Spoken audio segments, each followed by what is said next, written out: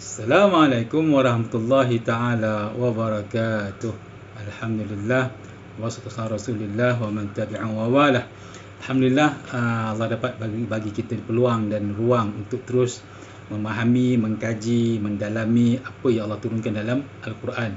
Tuan-tuan dan puan-puan, disebut dalam hadis riwayat Imam At-Tirmizi dan juga Imam Abu Dawud yang berbunyi, yuqalu sahibul Quran iqra' wartaqi warattil kama kunta turatil fid dunya fa inna manzilak indal akhir ayat taqra'uha. Maksudnya dikatakan kepada orang ahli Al-Quran yang suka baca Al-Quran ni, yang mendalami Al-Quran dan mengamalkannya, bacalah, wartaqi, kan, tingkatlah, tinggilah, terbanglah, naiklah ke atas, warattil, bacalah kama kunta turatil fid dunya, seperti mana kita membaca di dunia, begitulah kita punya manzilah ataupun kita punya darjat dan pangkat di akhirat nanti, di syurga nanti. Baik, kita tuan-tuan, Ramadan dah lama berlalu, sekarang dah masuk ke bulan Muharram, kan. Adakah Al-Quran masih dipegang oleh kita? Dan Ramadan dah lama pergi, kan. Zulkaidah pun masih kita sibuk dengan raya kita, dengan lembu korban kita, kan. Adakah Al-Quran kita masih pegang ataupun di bibir kita basah dengan baca Al-Quran ataupun telah dilupakan? Jadinya Al-Imam teruskan buat kelas mengaji ataupun kelas tafsir, satu hari satu ayat, supaya kita tak tinggal Al-Quran, kan. Baik, tuan-tuan dan puan-puan, malam ini kita sambung pada ayat yang ke-65 surah Al-Baqarah, ayat yang ke-65. Kita baca sama-sama. Siapa yang tak boleh baca dalam hati. Baik, Asyhadunarrajim. وَلَقَدْ عَلِمْتُمُ الَّذِينَ اعْتَدَوْا مِنكُمْ فِي السَّبْتِ فَقُلْنَا لَهُمْ كُونُوا قِرَدَةً خَاسِئِينَ. Sadaqallahul azim. Baik, وَلَقَدْ عَلِمْتُمُ الَّذِينَ اعْتَدَوْا مِنكُمْ فِي السَّبْتِ.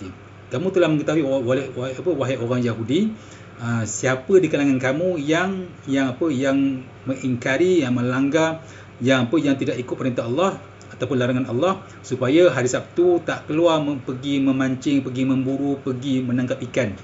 Ya, baik. Tuan-tuan dan puan-puan, ujar orang Yahudi ni, bila hari Sabtu ikan dia banyak dekat laut. Orang Yahudi ni diorang ni menjala memancing ikan, kan. Kalau kita lebih kepada pergi bercocok tanam, kan. Ataupun siapa yang di Pantai Timur tu lebih pada nelayan lah, kan. Tapi kalau yang di tempat lain biasanya lebih kepada menanam pokok ataupun beras, padi sebagainya. Baik, masalah orang Yahudi ni, bila hari Sabtu ikan tu belum-belonggok, siap disebut dalam tafsir mengatakan sampai dia muncul keluar je. Ya, dia punya muncul tu dia pergi timbul ke atas permukaan air tu, banyaknya ikan tu. Dia punya lah banyak. Hari lain dia tak ada, dia hilang. Kan? Baik. Jadinya bila hari lain tak ada, bayangkan kita tuan-tuan, kalau kita dah biasa rezeki kita adalah ikan. Rezeki kita, punca rezeki kita untuk sara anak bini, bayar sewa rumah sebagainya adalah menangkap ikan. Bila hari Jumaat, tengah hari Jumaat masa azan tu, kan, ikan keluar banyak. Kan, habis azan ikan habis khutbah, habis mayang ikan tak ada. Apa kita buat? Kan? Kalau begitu, kalau dia tak nak sembahyang Jumaat, katakanlah ada orang nelayan tak nak sembahyang Jumaat, boleh dengan syarat dia mesti keluar sebelum azan subuh. Siapa yang tak nak sembahyang Jumaat hari Jumaat, kalau dia nak musafir, dia mesti keluar sebelum azan subuh daripada qaryah dia, daripada mukim dia, kan. Dan kemudiannya mestilah musafir itu lebih daripada 2 marhalah. Yang ketiganya, mestilah musafir itu tidak sebab membuat maksiat, kan. Kalau pergi berdua tengah laut dengan bukan mahram, tak boleh lah. Baik, jadinya orang Yahudi ni bila hari Sabtu ikan berlonggok, kan, sampai muncul ikan timbul dekat atas permukaan laut tu. So diorang geram, kan, nak pergi tak boleh, dilarang. Tak boleh, sebab diorang ni hari Sabtu diorang mencari Jumaat kita sembahyang Jumaat, orang lelakinya. Kalau kita orang Jumaat, kita boleh lagi berniaga, tapi Yahudi tak boleh. Hari Jumaat dia mesti fokus untuk ibadah. Dalam seminggu sehari je kena fokus ibadah, yang lain hari lain kena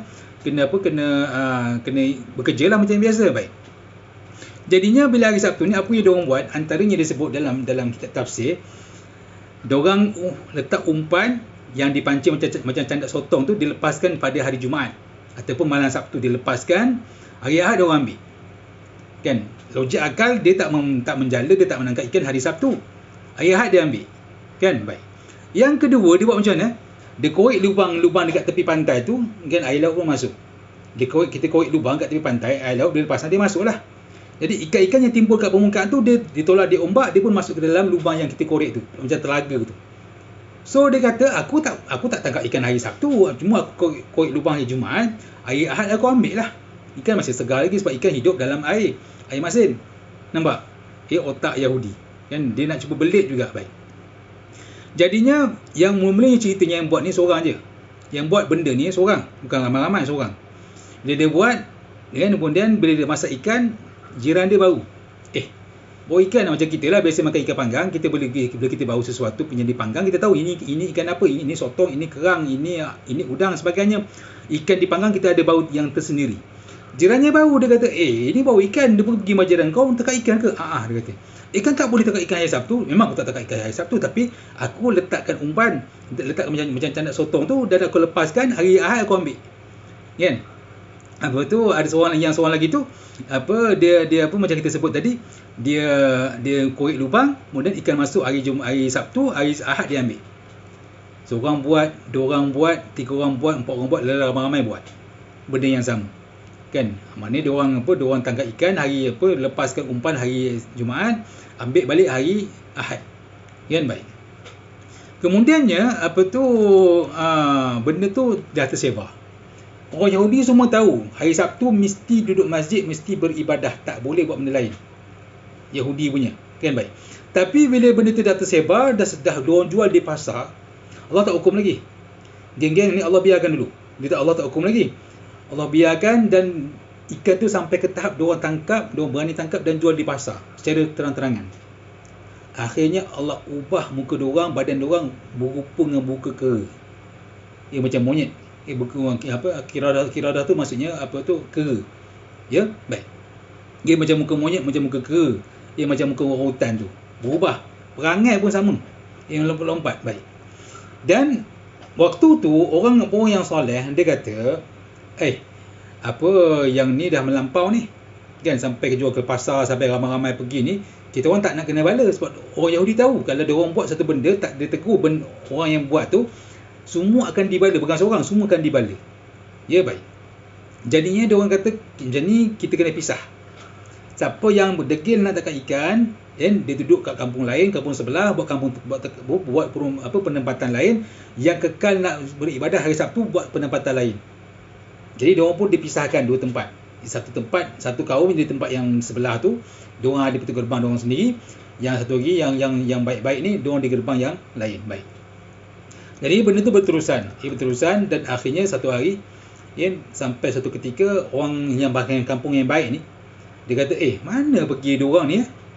Tak ada. Biasanya ada dengar bising sebagainya, nampak diorang lalu kuluki ni, tak ada punya.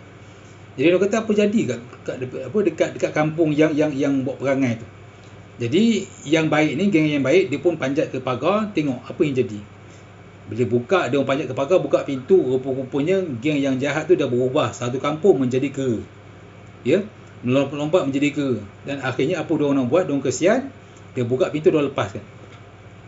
Dan keseluruhan yang menjadi kera tu, dia hanya hidup selama 3 hari je. Kata Abdullah bin Abbas, mereka hanya hidup 3 hari, dan diorang tidak makan, tidak minum selama 3 hari, dan diorang mati, dan diorang tidak meninggalkan zuriat. So hari ni tak boleh katakan, ni yang kera-kera ni zuriat daripada Yahudi, tak. Ya, disebut dalam kitab tafsir, kata Sayyidina Abdullah bin Abbas, mereka itu tidak meninggalkan zuriat, semua bakat mati selepas 3 hari. Kan, baik. Tuan-tuan dan perempuan, hari ni berapa orang di kalangan kita yang tinggal sembahyang Jumaat? Ramai tak yang tinggal sembahyang Jumaat? Lelakinya ramai. Yang macam askar, tentera, polis tu tak apalah, pengawal security tu tak apa. Kan, sebab diorang memang terpaksa jaga keselamatan. Kan, tapi kebiasaannya yang saya faham, diorang digili-gilikan. Kan, baik. Tapi yang lelaki yang sihat ni, yang kerja sendiri ni, banyak yang saya ada tengok, kita pergi sembahyang Jumaat, dia masih makan dekat kedai, kita balik masih makan lagi. Kan, kerana nak kata dia musafir setiap minggu di tempat yang muka yang sama. Kan, mana walaupun rupa dia tak rupa kera, tapi hati dia mungkin dah berubah. Mungkin, wallahualam. Sebab tu kalau kita buat dosa, jangan kekal lama. Kita buat dosa, jangan biarkan lama-lama tanpa istighfar, tanpa rasa bersalah. Takut nanti kalau kita ni kod muka manusia, hati kera. Na'udzubillah. Itu dah perempuan. Satu lagi yang boleh kita dapat adalah orang Yahudi, walaupun mereka tu diuji dengan ujian yang berat, tapi ada sekelompok yang tetap menegur kesilapan kelompok yang lain. So kalangan kita dalam keluarga, ya, dalam adik-beradik, dalam jiran-berjiran, mesti ada kelompok yang tegur menegur. Jangan kata jangan kita kata kau jangan sentuh anak aku. Jangan kacau, jangan ganggu ataupun jangan sibuk tepi kain aku. Tak boleh. Di dalam hidup, selagi benda berjiran, kita mesti tegur menegur. Kalau seorang tak tegur, yang semua sekali akan kena. Itu masalah dia. Kalau jiran kita buat silap, kalau kita tak tegur dengan hikmah lah, jangan penting dia. Dengan hikmah. Kalau kita tak tegur, Allah akan bala kita dulu. Itu masalah tu. Sebab tu, bila jiran silap, kawan kita silap, adik-beradik kita silap, keluarga kita silap, kena tegur. Tak boleh diamkan. Baik. Sebelum penutup, tuan-tuan dan puan-puan, yang disebut dalam hadis, sebabkan kita ni dah lama Ramadan pergi, kan, kita dah masuk bulan Zulhijjah, nak pergi kepada bulan Muharram ni. Kadang-kadang setengah orang Al-Quran dah tak pegang dah, kan, tak baca dah, kan. Dia kadang-kadang tak khatam pada bulan Ramadan. Sebab tu Al-Imam terus buat kelas tafsir satu hari satu ayat untuk kita faham tentang pengisian Al-Quran. Baik. Disebut dalam hadis riwayat Sayyidina Abdullah bin Mas'ud, dia berkata, Nabi SAW bersabda, siapa yang membaca satu huruf daripada kitab Allah, daripada Al-Quran itu, dia mendapat ganjaran kebaikan, kan. Dan setiap kebaikan mendapat 10 gandaan, kan. Dan Nabi bersabda, huruf alif lam mim, bukan alif lam mim tu satu kebaikan, tak. Tapi Nabi mengatakan alif satu kebaikan, lam satu kebaikan, dan mim satu kebaikan. Mana 3 huruf kita baca alif lam mim, dapat 30 kebaikan. Jadi hari ni kita hidupkan balik kesukaan ramai-ramai untuk baca Al-Quran sama-sama, kan. Pada Ramadan kita baca sungguh-sungguh, kan. Tapi bila dah habis Ramadan kita dah kurang. Sebab tu Al-Imam ajak kita buat tafsir malam ni untuk kita baca balik Al-Quran macam mana kita baca pada bulan Ramadan. Sebab Allah kita bukan Ramadan, tapi Allah kita punya Tuhan kita adalah Allah tu sendiri. Bukan bulan Ramadan. Baik. Sebelum penutup, kita baca sama-sama ayat yang ke-65 surah Al-Baqarah. Kod malam ni kita meninggal, inilah kita punya darjat dan pangkat di akhirat nanti. Siapa yang tak boleh baca dalam hati. A'udzubillahi وَلَقَدْ عَلِمْتُمُ الَّذِينَ اعْتَدُوا مِنكُمْ فِي السَّبْتِ فَقُلْنَا لَهُمْ كُونُوا قِرَدَةً خَاسِئِينَ. Sadaqallahul azim. InsyaAllah jumpa lagi pada malam esok untuk ayat yang ke-66. Maaf, wabillahi taufiq hidayah. Assalamualaikum warahmatullahi taala wabarakatuh.